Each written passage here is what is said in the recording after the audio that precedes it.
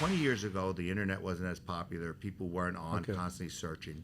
But now people come in with a lot of preconceived thought processes, right? Because they've done research. Got it. So it's very common to see research about breast implants. People come in with things already on their mind, as well as it's not unusual that a patient has seen multiple consults. So you may not be their first consult. You may be their second or third consult.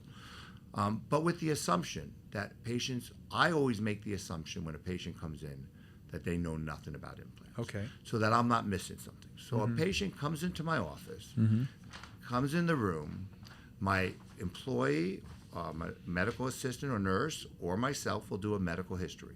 We want to make sure that it's medically safe to have a surgical procedure. Okay, got that. Once we've done the medical history, we're going to sit down and we're going to say to the patient that we're going to have two parts to this consult. One part is to explain the surgical decisions that you and I will make together. The next part is for me to get a better understanding on what you want to achieve, and for me to be fair with you based on what your breasts look like now, Right. what I can achieve. And Got we're going to it. accomplish this in two ways. Okay. One way is after I examine you, we are going to try implants on. And we're going to put them in a sports bra and have you put a t-shirt on, a tight t-shirt, and let you understand how that size increase will look on your body. Wow. The I don't think second- most people know that they go through absolutely. like, and how accurate is that once they get? I mean, how close do you get with that strategy? It's relatively close. So if you think about putting an implant over breast tissue, depending upon how much breast tissue Right. someone has, the overall volume will be the same, but the projection may be slightly different Okay, because but- it's sitting on top of something. Yeah. But we have actual real sizers would actually cup the breast to give Okay. even a better understanding. Okay, so they tried it could on- be pretty good. Okay, so they tried on. What else? So the most difficult decision they're always trying is what size to go. So that helps Okay. a lot, right? The next thing is trying to show through a picture album breasts that look similar to theirs with a similar size implant that you're Right. trying to put in, Right. so they can have a realistic expectation of what to expect. Right.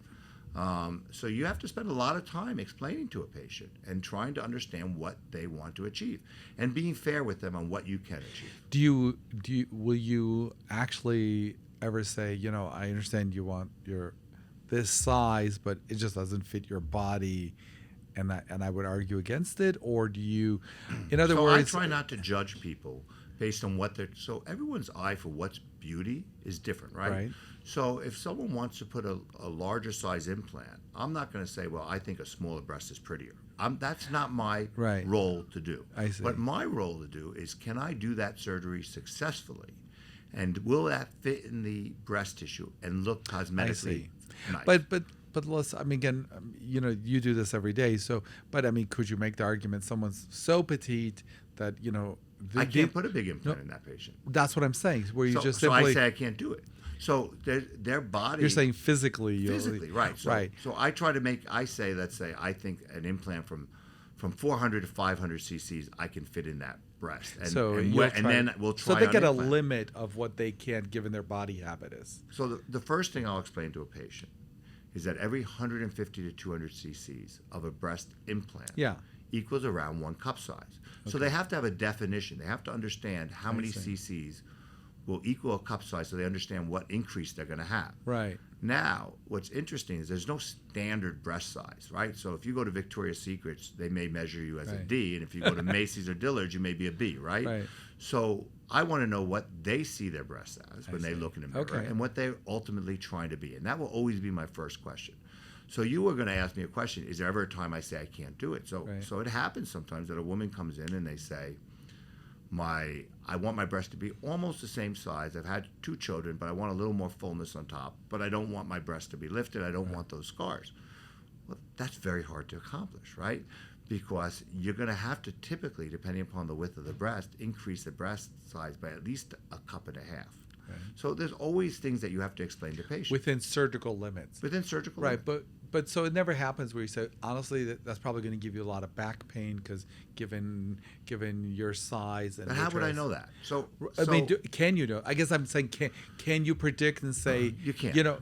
but given a person's weight, I mean, can't you extrapolate and say, and again, you do this, I'm not arguing, but I'm just saying, can you just say, No, well, you're asking very. the higher the weight, the more You're likelihood. asking very fair questions. So when we explain to people about putting an implant in, right? So if a person comes in, has had 2 herniated discs, has chronic back pain, and they're going to add 500 cc's on each side of their breast, they're going to add about a pound to each side, so 2 Right. pounds total.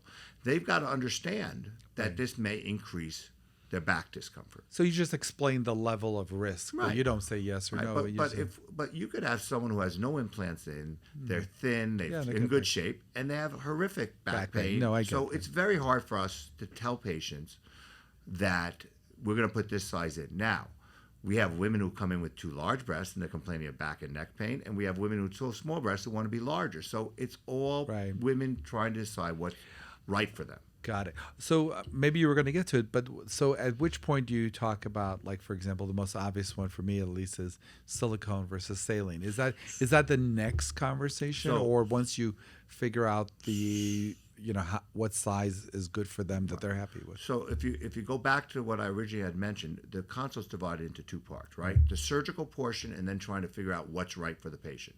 The first thing I talk about, which is probably a little more boring for the patient, is the surgical decisions. And they are divided into 3 parts. Yes. Part 1 is where we're going to cut, right? And we have to make a decision where that incision will be. Part 2 is where that implant will be placed. Will the pocket be created above the muscle or below the muscle? The third decision is the implant. So when I'm in the operating room, I've made my incision, I've opened the pocket, I now have to ask the nurse to open an implant.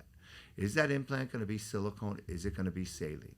Is it going to be a high profile or a moderate profile? Well, explain that. High profile, low profile. So implants, although they're round, they come in different projections. So an implant can be very flat and wide, or it can be very narrow with a lot of projection.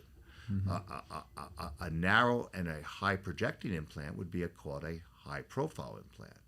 A flatter and wider implant would be a moderate or a low profile. Okay. And that's much easier to demonstrate when you're in my office and I'm showing you 5 implants that are all the same size but look slightly different. Got it. So it's a profile. So we decide saline versus silicone, we decide profile, and we decide approximately, without trying them on yet, what their goal is for size increases.